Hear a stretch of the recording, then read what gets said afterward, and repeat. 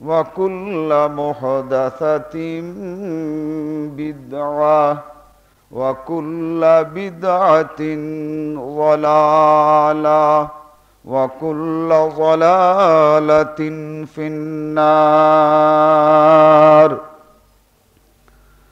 أعوذ بالله من الشيطان الرجيم. بسم الله الرحمن الرحيم.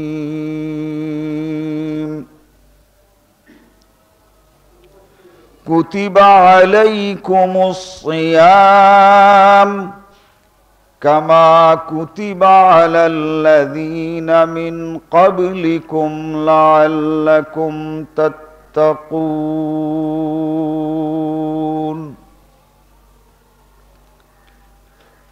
আল্লাহ রব্বুল আলামিনের লাখ লাখ শুকর, আজকে আমরা জুমার প্রথম রমজানের প্রথম জুমাতে আমরা শরীক হতে পেরেছি।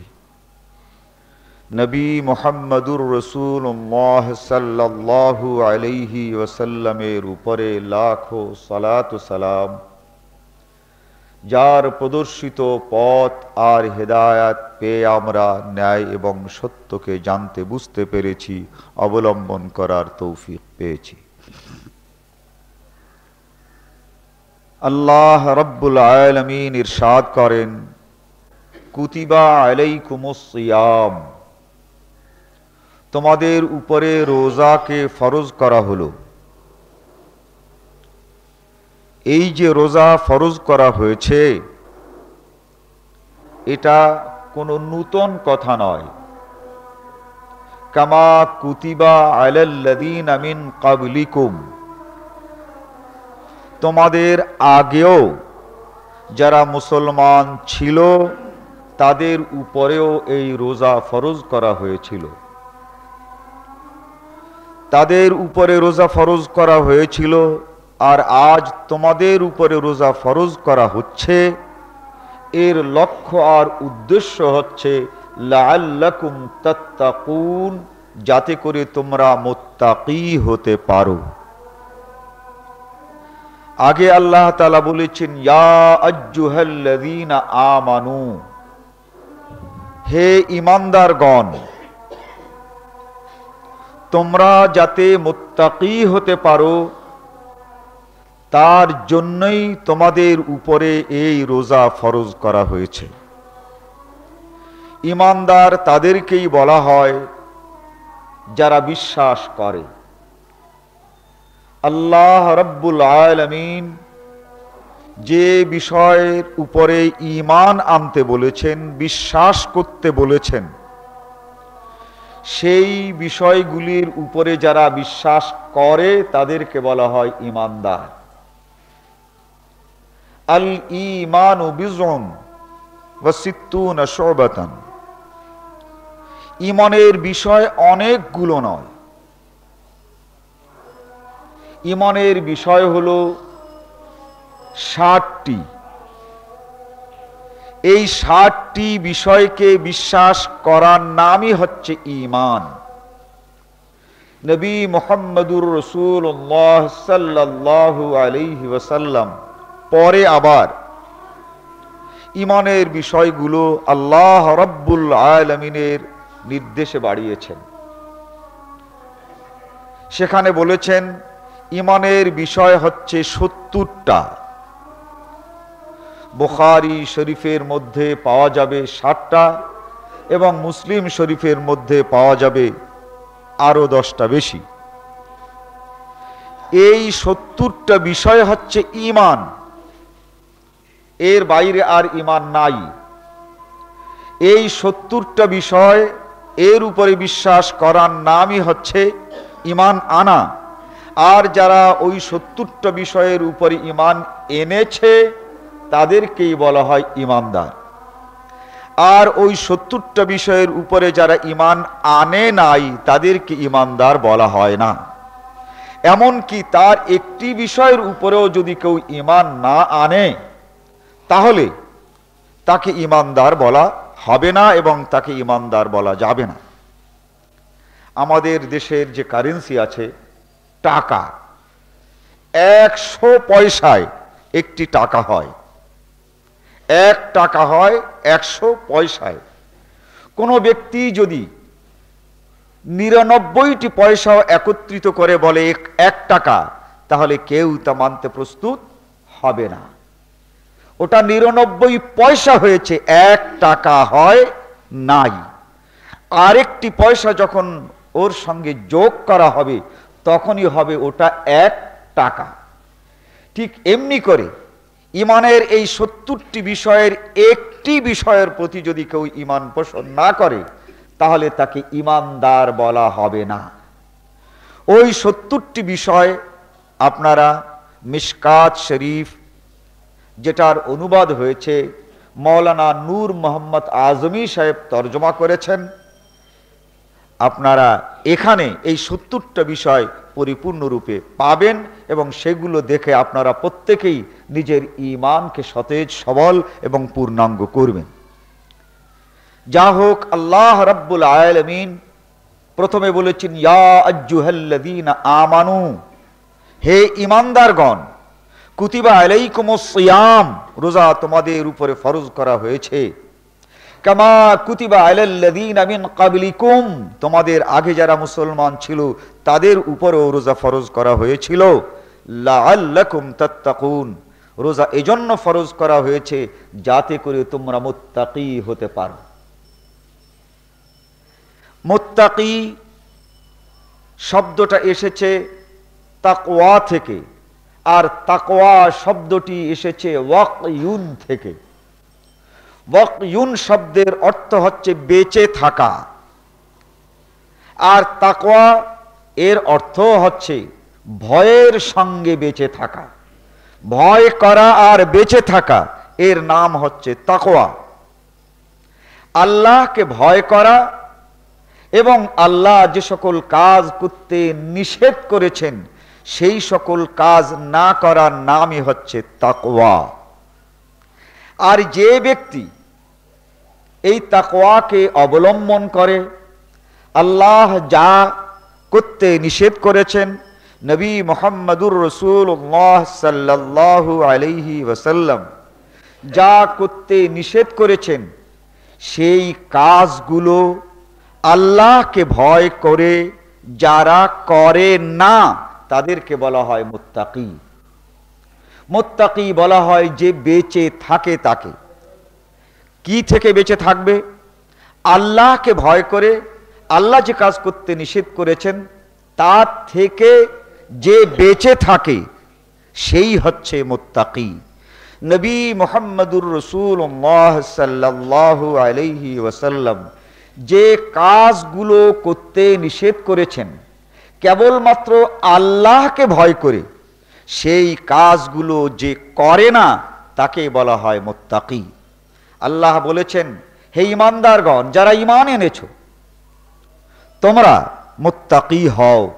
আর মুত্তাকি হওয়ার জন্যে এই রোজাই হচ্ছে একটি বড় আমল। লাআল্লাকুম তাত্তাকুন, রোজা যদি তোমরা থাকো তাহলে তোমরা মুত্তাকি হতে পারবে। রোজা যদি তোমরা থাকো তাহলে আল্লাহ যে কাজ করতে নিষেধ করেছেন সেই কাজ থেকে তোমরা বিরত থাকতে পারবে। রোজা যদি তোমরা রাখো তাহলে নবী মুহাম্মদুর রাসূলুল্লাহ সাল্লাল্লাহু আলাইহি ওয়াসাল্লাম যে কাজ করতে নিষেধ করেছেন সেই কাজ থেকে তোমরা বিরত থাকতে পারবে। কিন্তু আমরা এই রোজা রাখছি এবং রোজার আগেও আল্লাহ যা নিষেধ করেছিলেন তা করেছিলাম, আর রোজা রেখেও আমরা তাই করে যাচ্ছি, তাহলে এই রোজা বুঝতে হবে যে এই রোজা হয় নাই। যেহেতু আল্লাহ বলেছেন যারা রোজা রাখে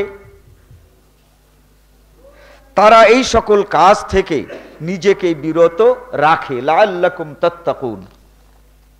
যারা রোজা রাখে তারা মুত্তাকি হয়, আল্লাহ যা নিষেধ করেছেন তা থেকে সে দূরে থাকে।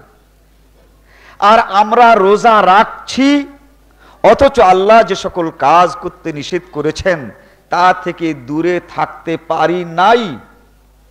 তাহলে আমাদের কাজ এবং আল্লাহর কথার মধ্যে একটি দ্বন্দ্ব আছে। আল্লাহ বলছেন যারা রোজা থাকে তারা আল্লাহ যা নিষেধ করেছেন সেই কাজ করতে পারে না, আর আমরা রোজাও থাকছি আর সেই কাজ করে যাচ্ছি। তাহলে হয় আমাদের রোজা হয় নাই, নতুবা নাউজুবিল্লাহ আল্লাহর কথা সত্য নয়। রোজা থাকলে পরে মানুষ যে আল্লাহ তাআলা যে কাজ করতে নিষেধ করেন সেই কাজ থেকে যে বাঁচা যায় যে আল্লাহ বললেন, হয়তো আল্লাহর কথা সত্য নয়, নতুবা আমাদের রোজাটাই সত্য নয়। তাহলে এই দুটোর ভিতরে কোনটা ঠিক? আমরা যে রোজা রেখেছি এই রোজা যদি সত্যি রোজা হতো তাহলে আল্লাহ রাব্বুল আলামিন যে কাজ আমাদের করতে নিষেধ করেছেন সেই কাজ থেকে আমরা দূরে থাকতে পারতাম। যেহেতু আমরা যে রোজা রেখেছি এই রোজাটা রোজা হয় নাই, এটাই হচ্ছে আসল সত্য কথা। নবী মুহাম্মদুর রাসূলুল্লাহ সাল্লাল্লাহু আলাইহি ওয়াসাল্লাম ইরশাদ করেন, মান লাম ইয়াদা কাওলা যুরে ওয়াল আমালা বিহি ফালাইসা লিল্লাহি হাজাতান ফি আন ইয়াদা তাআমাহু ওয়া শারাবা। মুত্তাফাক আলাইহি, বুখারী এবং মুসলিমের হাদিস। আল্লাহর নবী ইরশাদ করেন, যে ব্যক্তি না খেয়ে থাকলো অর্থাৎ রোজা থাকলো অথচ আল্লাহ যা নিষেধ করেছেন তার থেকে বেঁচে থাকতে পারলো না, এই লোকের রোজা রোজা হয় নাই, এই লোকের রোজা হয় নাই।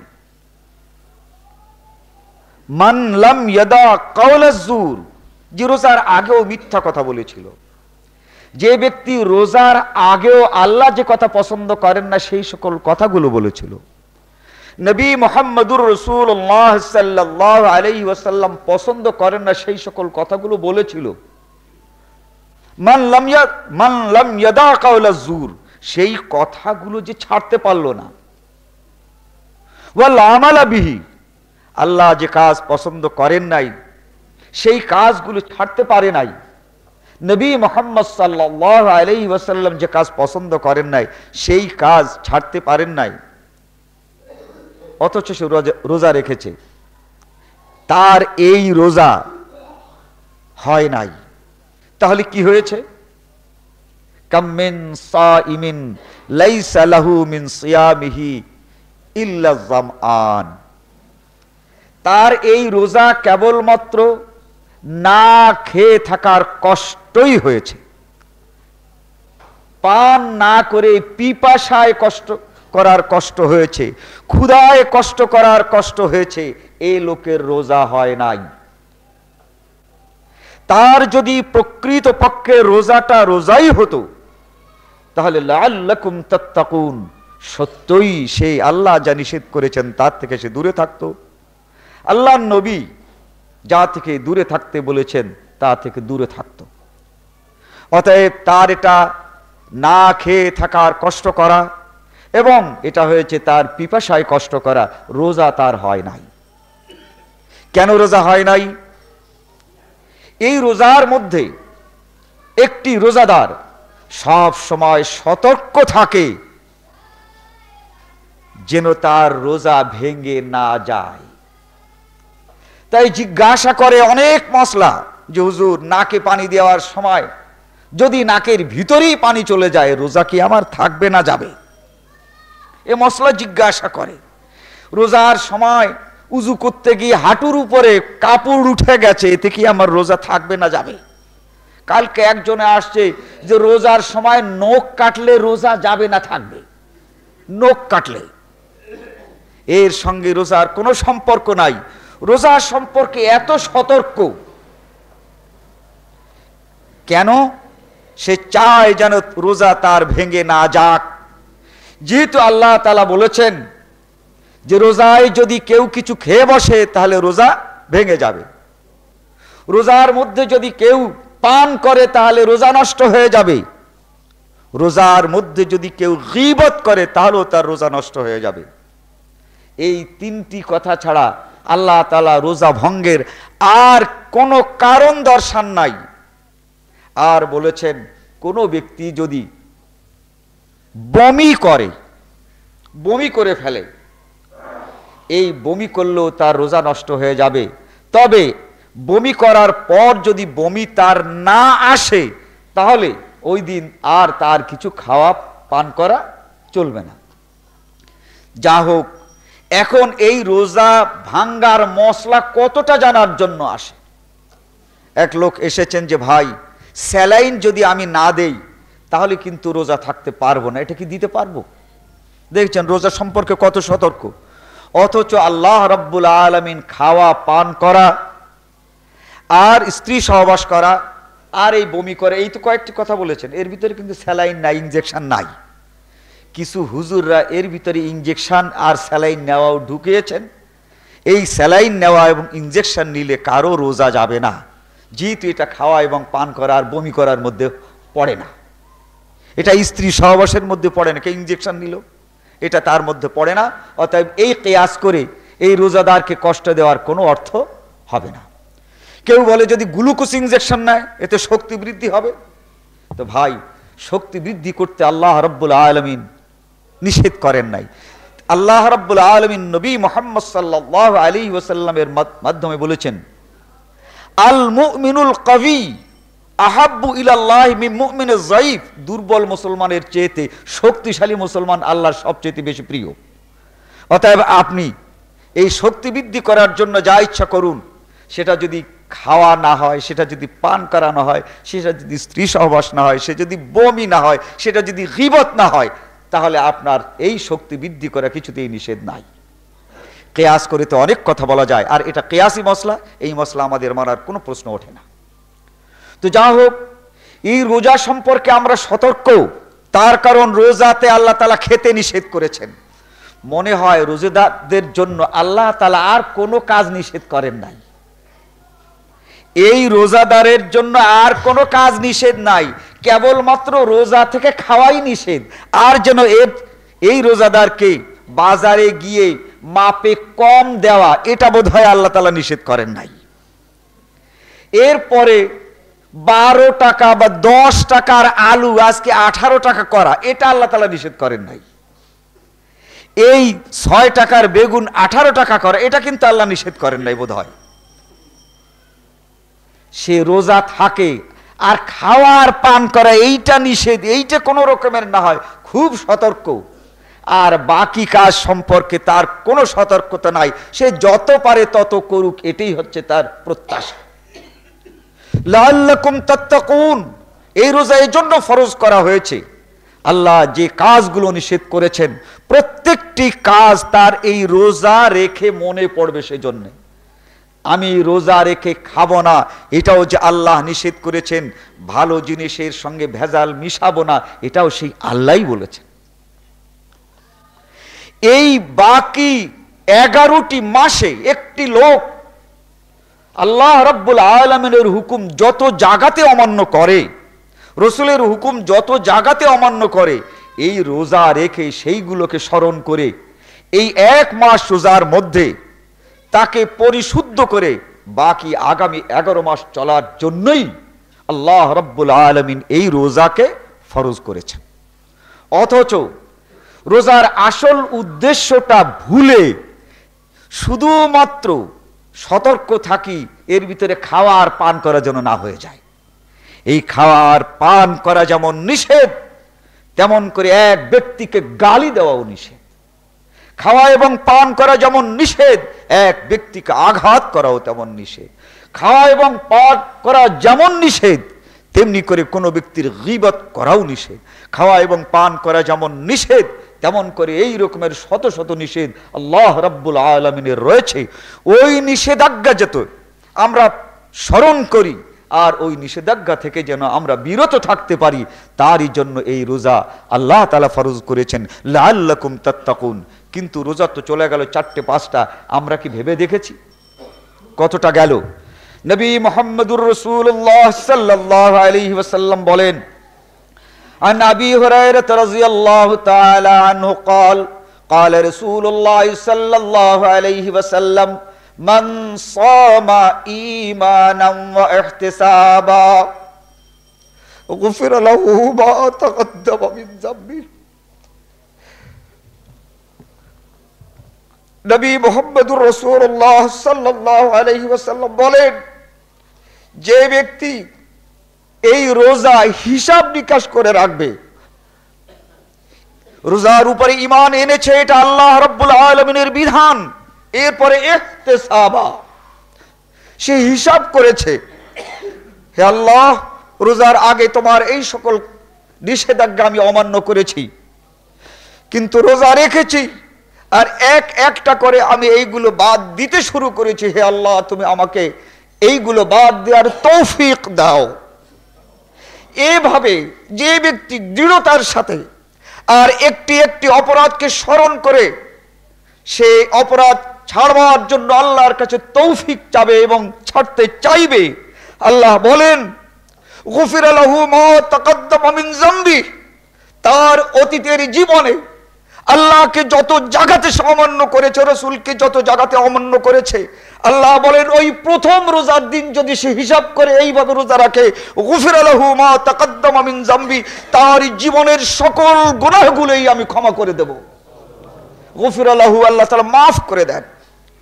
তাই আমরা পারি আর না পারি, এই হিসাব যেন আমাদের চালু থাকে, আমরা হিসাব করব এবং অপরাধ থেকে বাঁচার জন্য আল্লাহর কাছে তৌফিক চাবো।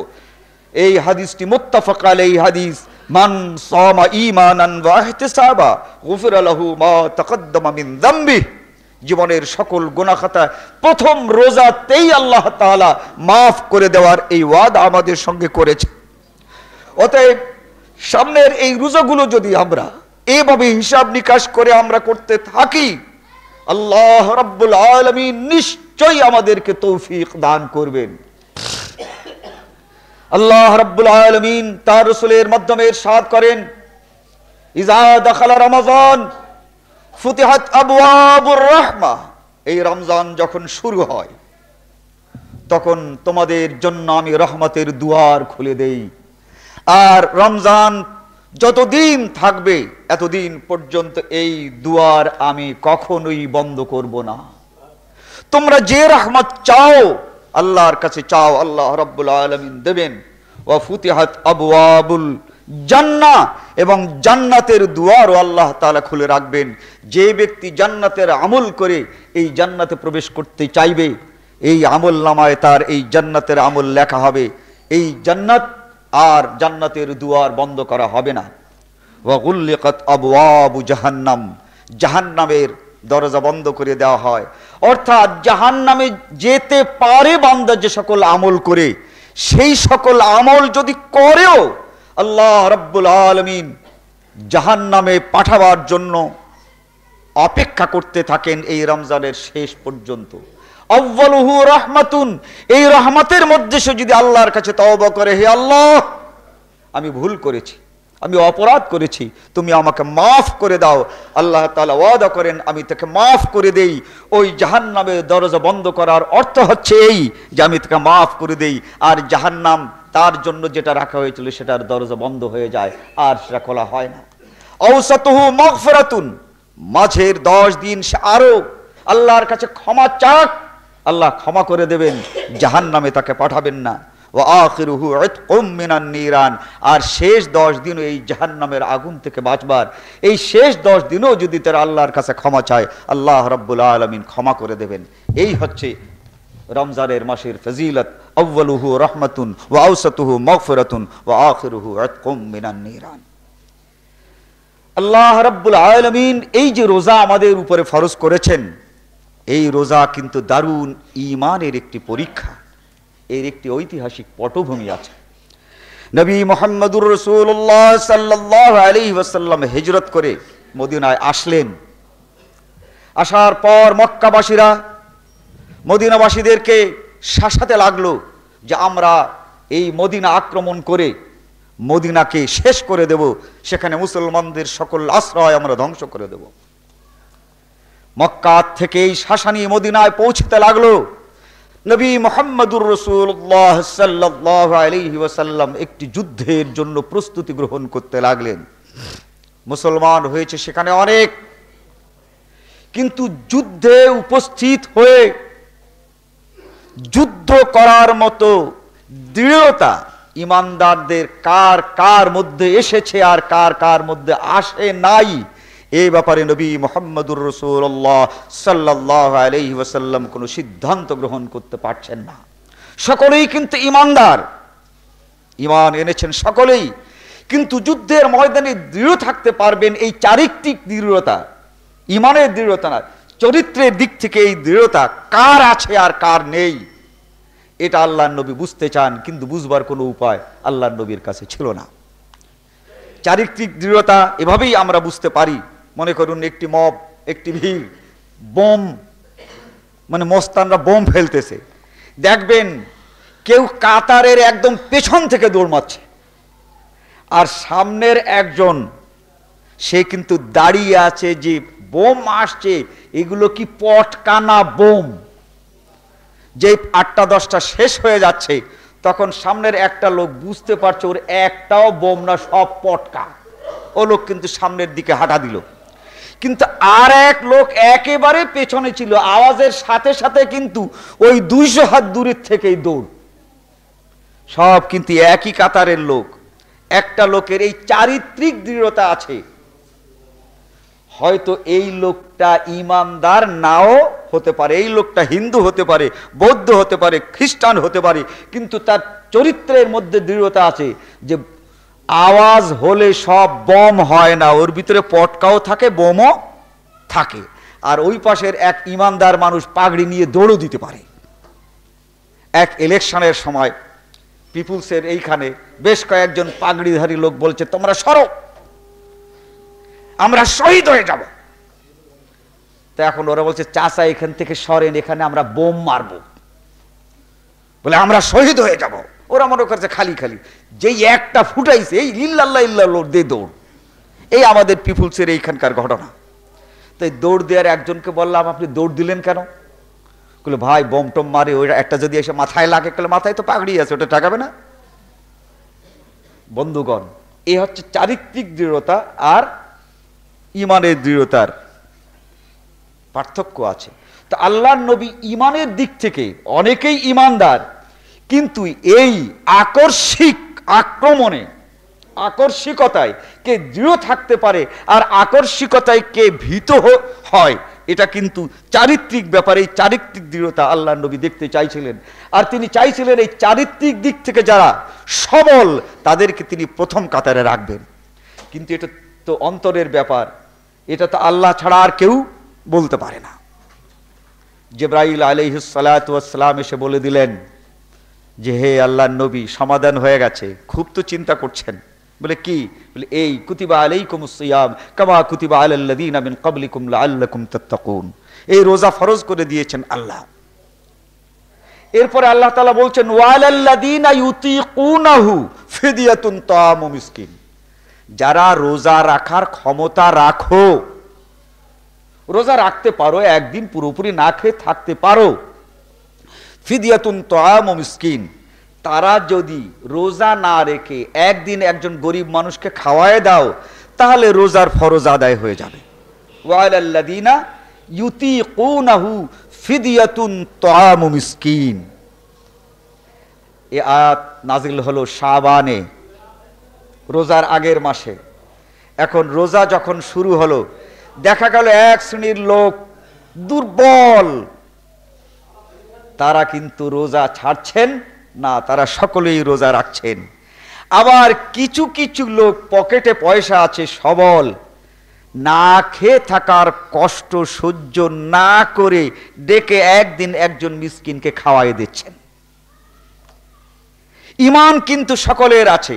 রোজার উপরে যদি বিশ্বাস না থাকতো তাহলে একজন মিসকিনকে ডেকে কিন্তু খাওয়াতো না। তাহলে রোজার উপরে বিশ্বাস আছে, রোজার উপরে ঈমান আছে, রোজা রাখতে হবে এটার উপরে ঈমান আছে। কিন্তু রোজা না রেখে একজন মিসকিনকে খাওয়াই দিচ্ছে, আর এক শ্রেণীর মানুষ রোজা রেখেই যাচ্ছে। নবী মুহাম্মদুর রাসূলুল্লাহ সাল্লাল্লাহু আলাইহি ওয়াসাল্লাম বুঝলেন যে এখন এর ভিতর থেকে চারিত্রিক দৃঢ়তায় কারা দৃঢ় বেছে বের করলেন। যারা রোজাদার তাদেরকে দিয়ে তিনি বাহিনী তৈরি করলেন এবং বদরের যুদ্ধে তাদেরকেই পাঠালেন। আর এই যারা দুর্বল ইমানদার এদেরকে বললেন, ভাই শুধু তো যুদ্ধ না, এই মদিনাও তো ঠেকাবার দরকার আছে, এটাও তো একটা দরকারি কাজ, মদিনার ডিফেন্সের জন্য লোকের দরকার, তো তোমরা মদিনায় থেকে মদিনার প্রতিরক্ষার কাজ করবে, আর আমরা বেরিয়ে গেলাম, আমরা বাইরে গিয়ে শত্রুকে ঠেকাবার চেষ্টা করব। ইমানের ভিত্তিতে নবী মুহাম্মদুর রাসূলুল্লাহ সাল্লাল্লাহু আলাইহি ওয়াসাল্লাম তিনি দুই দল করলেন না, তাকওয়ার ভিত্তিতে আল্লাহর নবী দুই দল করলেন। যারা রোজা রাখে নাই তাদেরও কিন্তু ঈমান ছিল, আর যারা রোজা রেখেছে তাদেরও ঈমান ছিল। লাআল্লাকুম তাত্তাকুন, এই তাকওয়ার ভিত্তিতে, শুধু ঈমানের ভিত্তিতে না, বিষয়টি কঠিন হলেও বুঝতে হবে, ঈমানের ভিত্তিতে না, তাকওয়ার ভিত্তিতে বদরের যুদ্ধের যোদ্ধাদেরকে নির্বাচন করা হলো, আর তাকওয়ার ভিত্তিতেই আর একদল ঈমানদারদেরকে মদিনা মুনাওয়ারাতে প্রতিরক্ষার জন্য রেখে যাওয়া হলো। লাআল্লাকুম তাত্তাকুন। আজও আমাদের কিন্তু ঈমানের পরীক্ষা হচ্ছে। আল্লাহ তাআলা বলেন, শোনো, অনেক লোক মান ইয়াকুলু আমান্না বিল্লাহ, এই আমান্না বিল্লাহ কিন্তু সকলে বলবেন, ওয়াহুম লা ইফতানুন, তাদেরকে পরীক্ষা ছাড়া ঈমানের দাবি কিন্তু গ্রহণ করা হবে না। ওয়াহুম লা ইফতানুন আহাসিবান নাস আন ইউতরাকু আন ইয়াকুলু আমান্না ওয়াহুম লা ইফতানুন। একদল লোক বলবে যে আমরা ঈমানদার, আর এই কথার উপরে তাকে ছেড়ে দেওয়া হবে। ওয়াহুম লা ইফতানুন, ঈমানের এই দাবি পরীক্ষা করা হবে না। ওয়ালাকাদ ফাতান্নাল্লাযীনা মিন ক্বাবলিহিম, এর আগে যারা ঈমানের দাবি করেছে তাদের ঈমানও পরীক্ষা করা হয়েছে। আগেও যেমন রোজাদার ছিল, এই রোজা দিয়ে পরীক্ষা করা হয়েছে তাদের ঈমানকে, আর বর্তমানের রোজাদার দিগকেও কিন্তু পরীক্ষা করা হবে, এই বর্তমানের ঈমানদারদেরকেও পরীক্ষা করা হবে এই রোজা দিয়ে। আর ঈমানের এই দাবিতে যারা সত্য প্রমাণিত হয় নাই তাদেরকে পুরস্কার প্রদান করা হয় নাই। এই পরীক্ষারই একটি হচ্ছে এই রোজা। নবী মুহাম্মদুর রাসূলুল্লাহ সাল্লাল্লাহু আলাইহি ওয়াসাল্লাম রোজার 18 তারিখে, এই 17 তারিখ ভোর রাত্রে থেকেই প্রস্তুতি এবং 18 তারিখে আক্রমণ শুরু হলো বদরের যুদ্ধে। ভোর হতে না হতেই নবী মুহাম্মদুর রাসূলুল্লাহ সাল্লাল্লাহু আলাইহি ওয়াসাল্লাম সকলকে ডেকে বলে দিলেন, শোনো, রোজা আর রাখতে হবে না। কাফেরদের উপরে সফল এবং শক্তিশালী আক্রমণ করার জন্য তোমরা সকলে রোজা ভেঙে ফেলো। কিছু যুবক এরা বলতে লাগলো যে আমরা যুবক, রোজা রেখে আমাদের শক্তি একটু কমবে না, অতএব আমরা রোজাও রাখবো আর যুদ্ধ চালিয়ে যাব। নবী মুহাম্মদুর রাসূলুল্লাহ সাল্লাল্লাহু আলাইহি ওয়াসাল্লাম এবার তার যে উটনি ছিল, কসওয়া তার নাম, তার উপরে তিনি দাঁড়ালেন। সাথীকে বললেন, আমাকে পানি খাওয়াও, পানির পাত্র দাও। পানির পাত্র তিনি হাতে নিলেন, সোজা উটের উপরে দাঁড়িয়ে তিনি দাঁড়িয়ে দাঁড়িয়ে পানি পান করলেন এবং সকলকে দেখালেন যে আমি রোজা ভেঙেছি। এরপরে রাসূল বললেন, আমি রোজা ভাঙতে বলেছি, আমার নিজের কথা নয়, যে রোজা, যে আল্লাহ তোমাদের উপরে রোজা ফরজ করেছেন সেই আল্লাহই আমাকে হুকুম করেছেন তোমাদেরকে এই রোজা ভাঙাতে। অতএব যে ব্যক্তি এর পরেও রোজা থাকবে, উলাইকা হুমুল উসাহ, ওই সকল লোকেরা আল্লাহ এবং রসুলের নাফরমান, আল্লাহ এবং আল্লাহ রসুলের নাফরমান, আল্লাহ আল্লাহ রসুলের নাফরমান। যে আল্লাহ রোজা থাকতে বলেছেন সেই সেই আল্লাহ রোজা ভাঙতে বলেছেন, এর পরও তোমাদের আবার অতিরিক্ত মুত্তাকিগিরি, তোমরা অতিরিক্ত আরো আল্লাহকে বেশি করে মানতে চাও। আল্লাহ বলছেন ভাঙতে, আর তোমরা ভাঙলে না। এই ব্যক্তি রোজাদার নয়, এই ব্যক্তি আল্লাহর নাফরমান, এই ব্যক্তি আল্লাহর নাফরমান, এই ব্যক্তি আল্লাহর নাফরমান। এই ছিল রোজার মোটামুটি একটি ইতিহাস। আর এই দিন দেখা গেল মদিনায় যারা আছে তারাও রোজাদার নয়, আর বদরের যুদ্ধে যারা যুদ্ধ করছেন তাদেরও রোজা নাই। তারাও তো রোজা ভেঙ্গেই যুদ্ধ শুরু করেছেন, আর মদিনার লোকেরা রোজা না রেখেই তারা বেরোজাদার, আর এরা রোজা রাখবার পর বেরোজাদার। অর্থাৎ ওখানেও রোজা নাই আর এখানেও রোজা নাই। আল্লাহ রাব্বুল আলামিন বদরের ময়দানেও রোজা নাই করলেন, আর রোজা নাই মদিনার ওই সকল ইমানদার যারা রোজা না রেখে ফিদিয়া দিয়েছিল তারাও কিন্তু রোজা রাখলো না, সব সমান হলো। কিন্তু এর মধ্যে পরীক্ষা হয়ে গেল যে এই রোজার হুকুম কারা নিজেদের শারীরিক শক্তি দিয়েও রোজা রাখতে প্রস্তুত, সর্ব অবস্থায় রোজা রাখতে প্রস্তুত, এই দৃঢ়তা কাদের আছে আর এই দৃঢ়তা কাদের নেই, এটা পরীক্ষা হয়ে গেল সূক্ষ্মভাবে। এই রোজা যদি না হতো হয়তো এই পরীক্ষা হতো না। বদরের যুদ্ধে যারা গিয়েছিলেন সকলেই ছিলেন রোজাদার, অর্থাৎ তাদের চারিত্রিক দৃঢ়তায় নবী মুহাম্মদুর রাসূলুল্লাহ সাল্লাল্লাহু আলাইহি ওয়াসাল্লাম বিশ্বাস করতে পেরেছিলেন। আজও আপনার 4টা ছেলের মধ্যে যদি একটা ছেলে রোজা থাকে কিন্তু তাকে আপনি দোকানে বসান না, কিন্তু যে ছেলেটা রোজা ভাঙে তাকেই আপনি রোজা দোকানে বসান, আপনিও চিন্তা করে দেখুন যে এই চারিত্রিক দৃঢ়তা যার নেই তাকে দিয়ে বিশ্বাসযোগ্য কাজ দিলে ভবিষ্যতে অঘটন হওয়ার সম্ভাবনা আছে। এভাবে আমরা রোজার শিক্ষাগুলোকে বিশ্লেষণ করতে পারি। আল্লাহ রাব্বুল আলামিন এই যে রোজার ঐতিহাসিক পটভূমি থেকে যেন আমাদেরকে শিক্ষা গ্রহণ করতে দেন। এই রোজা রাখার পর, এই রোজা রাখার আগে যে কাজটা করি সেটা কিন্তু তারাবি, তাই তো? চাঁদ যখন ওঠে তখনই কিন্তু আমরা তারাবি ওই রাত্রেই পড়তে শুরু করি। عن أبي هريرة رضي الله تعالى عنه قال قال رسول الله صلى الله عليه وسلم من قام رمضان إيمانا واحتسابا غفر له ما تقدم من ذنبه متفق عليه। রাসূল সাল্লাল্লাহু আলাইহি ওয়াসাল্লাম বলেন, যে ব্যক্তি এই তারাবির নামাজ, এটা আল্লাহর নবীর সুন্নত, এই বিশ্বাসে যে ব্যক্তি পড়বে, ওয়া ইহতিসাবা, আর হিসাব করবে, সুন্নত এই একটাই না, আরো নবীর সুন্নত আছে, নাই একটাই সুন্নত। ইহতিসাবা, এ দেখবে রমজান এলো আর এই তারাবির সুন্নত আমি আদায় করছি, এর আগে কি সুন্নত দুই একটা আমি ছাড়ছি না? মোটেও ছাড়ি নাই। ইহতিসাবা, ওই দিকে যেমন ফরজের হিসাব করবে, আর এই তারাবি পড়ে সে সুন্নতের হিসাব করবে যে কতটা সুন্নত আমি আগে করেছি আর কতটা সুন্নত আমি করি নাই, এইভাবে হিসাব করবে। ঠিক হিসাব করবে যে আমি কতটা পাপ করেছি আর কতটা পাপ করি নাই। এই তারাবির নামাজ পড়ছি, এই সময়টুকু আমি পাপ করি না, কিন্তু এই সময়ের বাইরে তো অনেক সময় বাইরে কাটাই, তখন আমি কি করি, তখন আমি যে সকল পাপ করেছি সেইগুলো আমি ছাড়তে পেরেছি কিনা।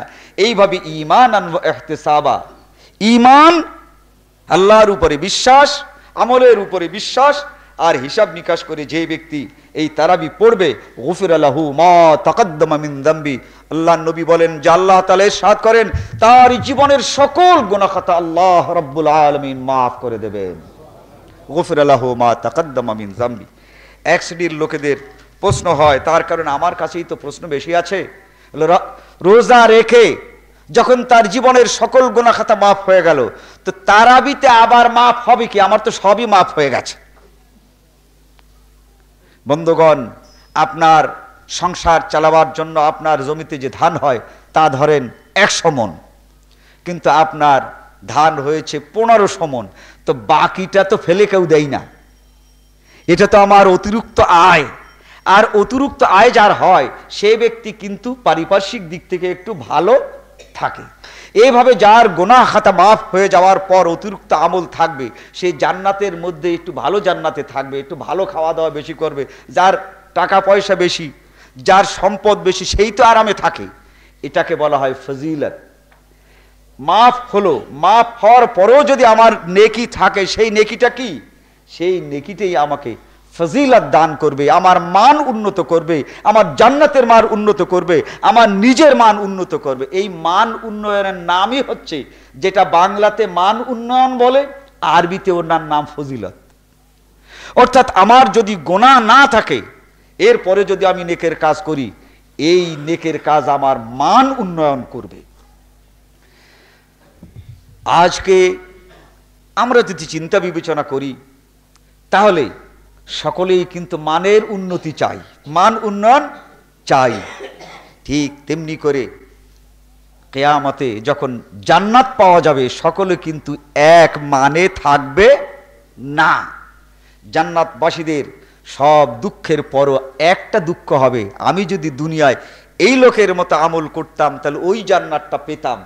এই এমন একটি আমলের দিক থেকে সকলের কিন্তু থাকবে, তা না হলে তো আর বিচার আর বিশ্লেষণ হয় না। এই তারাবির কথা অনেকে চট করে বলে বসেন যে নবী মুহাম্মদুর রাসূলুল্লাহ সাল্লাল্লাহু আলাইহি ওয়াসাল্লাম তারাবি পড়েছেন মাত্র 3 দিন। আমরা 3 দিনের বেশি পড়ব কেন? এইগুলো হাদিস সম্পর্কে কিচ্ছুই জানে না। এ লোকগুলো, আমি বলবো যে তারাবি সংক্রান্ত ব্যাপারে যে হাদিসগুলো আছে একসঙ্গে পড়ুক। আর এই তারাবির হাদিসগুলো কেবলমাত্র সিয়াসেত্তায় শেষ হয়ে যায় নাই, বাইরে বহু হাদিসের কিতাবে আছে। তারাবির হাদিসগুলো সকল কিতাব থেকে একত্রিত করলে যে জিনিসটা দেখা যায় সে হচ্ছে এই, আগেই বলেছি, রাসূল ইরশাদ, মান কামা রমাজানা ঈমানান ওয়া ইহতিসাবা গুফিরা লাহু মা তাকদ্দামা মিন যামবি। তারাবি যে পড়বে তার জীবনের সকল গুনাহ খাতা মাফ হবে। তাহলে তারাবি তাদেরই জন্য দরকার যাদের জীবনে গুনাহ আছে, যাদের নাই তাদের তারাবি পড়ার কোনো দরকার কি? আল্লাহর নবী ইরশাদ করলেন, এই তারাবি পড়লে জীবনের গুনাহ খাতা মাফ হয়ে যায়। এত বড় একটি নামাজ, জীবনের গুনাহ খাতা মাফ হয়ে যাচ্ছে আল্লাহর নবীর ইরশাদ মোতাবেক, তা ওরা 3 দিন পড়ে আর করতে চাইছে না। কত রকমের প্রশ্ন ওঠে।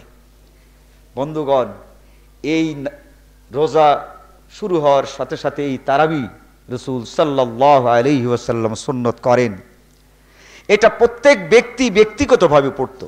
হযরতে আয়েশা সিদ্দিকা রাদিয়াল্লাহু তাআলা আনহাকে জিজ্ঞাসা করা হয় যে তারাবির মূল ঘটনাটা আমাদের কাছে বলুন। কিয়ামুল লাইল নামক একটি হাদিসের কিতাবে সহিহ বরাতে রয়েছে যে সকলে আলাদা আলাদা করে পড়তো।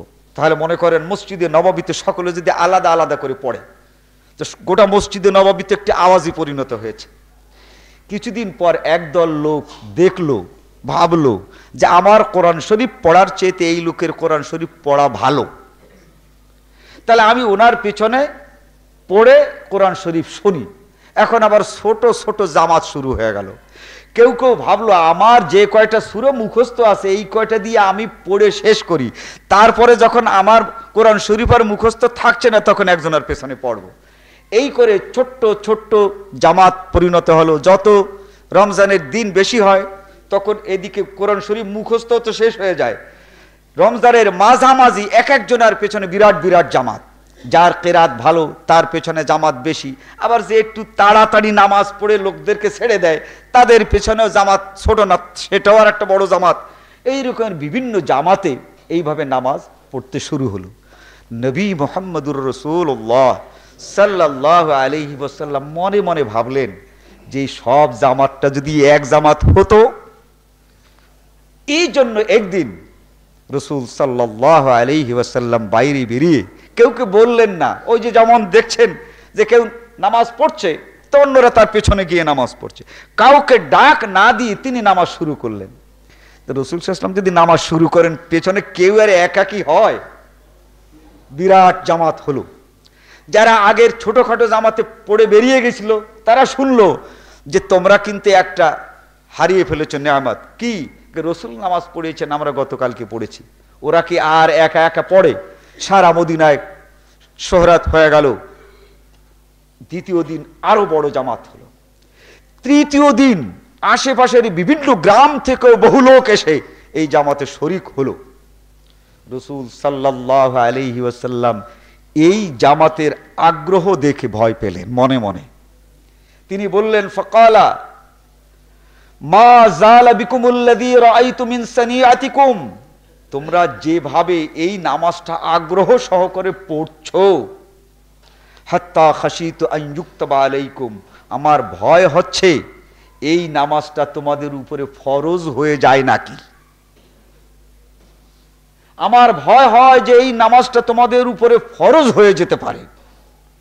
ওয়ালাউ কুতিবা আলাইকুম, যদি এটা তোমাদের উপরে ফরজ হয়ে যায়, মা কুমতুম বিহি, তোমরা এই নামাজ কিন্তু চালিয়ে যেতে পারবে না। ব্যাপারটি ভালো করে বুঝুন। এত বড় জামাত যদি আবু বকর পড়াতেন তাহলে কিন্তু এত বড় জামাত হতো না। রাসূল সাল্লাল্লাহু আলাইহি ওয়াসাল্লাম যেহেতু জামাতের ইমামতি করেছেন বলেই কিন্তু সকলেই হাজির। আবু বকর যদি পড়াতেন, ওমর যদি পড়াতেন, অন্য কেউ পড়াতেন, তাহলে কিন্তু এত বড় জামাত হতো না। কেন? পরীক্ষিত যে রাসূল সাল্লাল্লাহু আলাইহি ওয়াসাল্লাম যখন জামাত করেন, এর আগে উবাই ইবনে কাব, তামিম দারি, ওমর, এরা কিন্তু ওই একই মসজিদে বিভিন্ন জায়গায় জামাত করেছেন, অত বড় জামাত হয় নাই। কথাটি মনে রাখতে হবে যে রাসূলের এই জামাতের আগেও কিন্তু ছোট বড় অনেক জামাত ওই মসজিদে হয়েছে, তাতে কিন্তু জামাতটা এত বড় হয় নাই। কিন্তু রাসূল সাল্লাল্লাহু আলাইহি ওয়াসাল্লাম যখন নামাজ পড়ালেন তখন জামাতটা বড় হলো। তাহলে ভয় কি রাসূলের হবে না ভয় ওমর আর তামিমদারির হবে? ভয় তো রাসূলেরই হবে যে আমার জামাতে এত বড় জামাত হয়েছে, হয়তো আমার এই জামাত যদি আমি চালিয়ে যাই আল্লাহ রাব্বুল আলামিন ফরজ করে ফেলতে পারেন। জামাত হলেই যদি ফরজ হতো, এর আগেই কিন্তু ফরজ হতে পারতো, যেহেতু জামাত এর আগেও একটা দুটো তিনটে একই মসজিদে ৩-৪টা জামাত হয়েছে, ছোট বড় অনেক জামাত হয়েছে।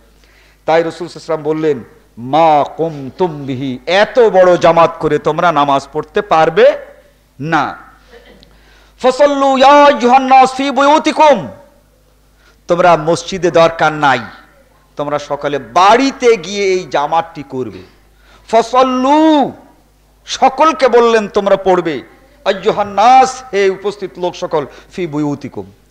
তাই হযরত তামিম দারি বাড়িতে এক জামাত শুরু করে দিলেন, উবাই ইবনে কাব বাড়িতে এক জামাত শুরু করে দিলেন, মহিলারাও বাড়িতে এক জামাত শুরু করে দিলেন।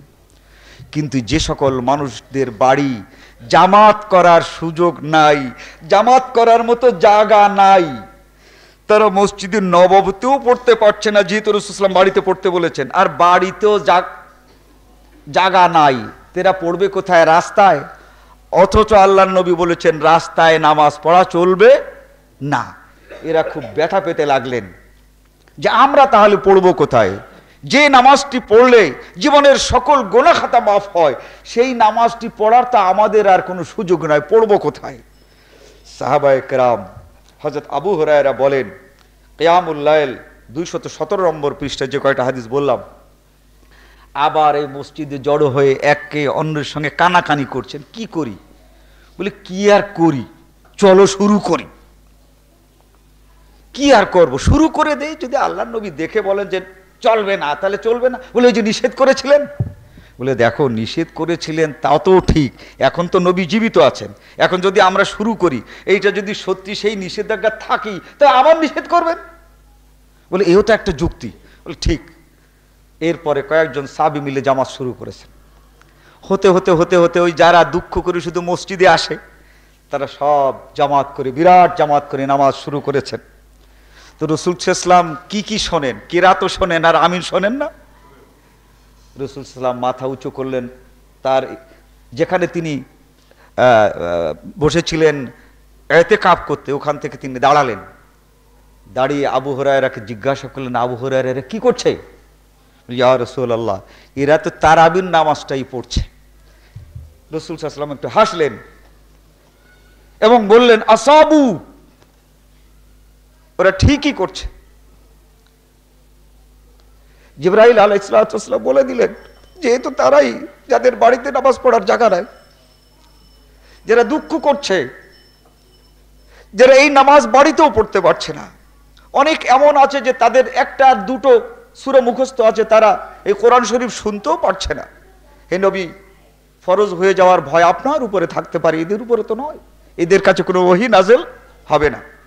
আসাবু, রাসূল সাল্লাল্লাহু আলাইহি ওয়াসাল্লাম চিৎকার করে বললেন যে ওরা যা করছে ঠিক করছে, ওদের এই জামাত চালিয়ে যেতে দাও। এরপরে আরো চিৎকার করে বললেন, নাইমা মা সানাউ, আমি নিষেধ করেছিলাম, তবু ওরা যা শুরু করেছে, নাইমা, অত্যন্ত নিয়ামতের কাজ শুরু করেছে। মা সানাউ, ওরা যা করছে, নাইমা মা সানাউ, নাইমা মা সানাউ, ওরা যা করছে এটা নিয়ামত করছে, করুক, ওদেরকে চালিয়ে যেতে দাও। কিন্তু আমার ভয় হচ্ছে আমি যাব না। ধীরে ধীরে এই মদিনা মুনাওয়ারার এই মসজিদে আবার জামাত বড় হয়ে উঠলো। নবী মুহাম্মদুর রাসূলুল্লাহ সাল্লাল্লাহু আলাইহি ওয়াসাল্লাম জান নাই, এরকমের বহু হাদিস আছে। যেহেতু আমাদের না জানার জন্যে, কিতাব কুতুব অনেকের কাছে না থাকার জন্যে এই হাদিসগুলো আমরা জানি না বলি অনেক সময় অনেক কথা বলে ফেলি। এই যে প্রতিদিন জামাত হয়, এই জামাত হওয়ার জামাত, এটা রাসূল সাল্লাল্লাহু আলাইহি ওয়াসাল্লাম কত বড় কথা। নাইমা, নাইমা শব্দের নিয়ামত থেকে নাইমা, মা সানা, ওরা যা করছে এর ভিতরে আল্লাহর নিয়ামত নাযিল হচ্ছে, এটা নিয়ামত, ওরা নিয়ামতটা করছে, এদেরকে করতে দাও। আল্লাহ রাব্বুল আলামিন এই তারাবি যতটুকু পারি, যেদিন পারি না পারলাম না, কিন্তু যেদিন পারি সেই দিন যেন আমরা এই তারাবি চালিয়ে যাই। এরপরে এই রমাজান সম্পর্কে আরো কিছু কথা ইনশাআল্লাহর রহমান আগামী জুমাতে হয়, 2 জমায় হয়তো শেষ হবে। এরপরে সাহরি আছে, এরপরে ইফতার আছে, এরপরে ইতিকাফ আছে, এরপরে দারুস সাদকা আছে। আল্লাহ রাব্বুল আলামিন আগামী জমাগুলোতে এই কথাগুলো আমাদের জানবার এবং শুনবার তৌফিক দেন। বারাকাল্লাহু লানা ওয়া লাকুম ফিল কোরআনিল আযীম।